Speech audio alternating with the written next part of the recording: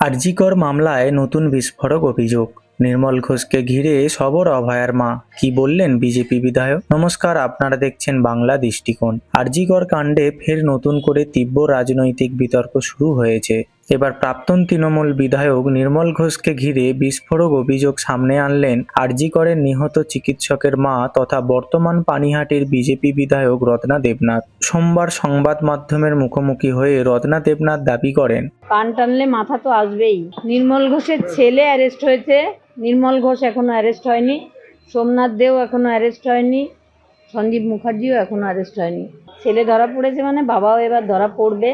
তার মতে প্রকৃত সত্য সামনে আসতে গেলে শুধু একজন নয়, আরও কয়েকজনের বিরুদ্ধে তদন্ত হওয়া জরুরি। তিনি অভিযোগ করেন, মেয়ের মৃত্যুর পর প্রমাণ নষ্ট করার ঘটনায় একজন প্রভাবশালী ব্যক্তির ভূমিকা ছিল।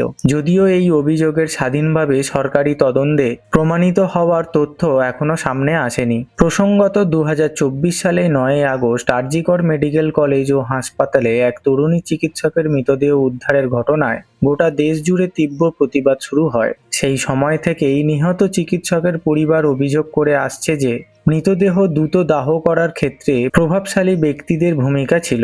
সেই অভিযোগের কেন্দ্রেই বারবার উঠে এসেছে প্রাক্তন বিধায়ক নির্মল ঘোষের নাম। এদিকে রাজ্য সরকার পরিবর্তনের পর এই মামলায় নতুন করে তদন্ত শুরু হয়েছে। ইতিমধ্যেই সিবিআই নির্মল ঘোষকে জিজ্ঞাসাবাদ করছে বলে জানা গেছে। পাশাপাশি রত্না দেবনাথ আরও অভিযোগ করছেন, পানিহাটি এলাকায় জমি দখল, পুকুর ভরাট, দুর্নীতির মতো একাধিক ঘটনায় নির্মল ঘোষ ও তার পরিবারের বিরুদ্ধে তদন্ত হওয়া উচিত। তবে এই অভিযোগগুলিরও বিচারিকভাবে চূড়ান্ত প্রমাণ এখনো সামনে আসেনি।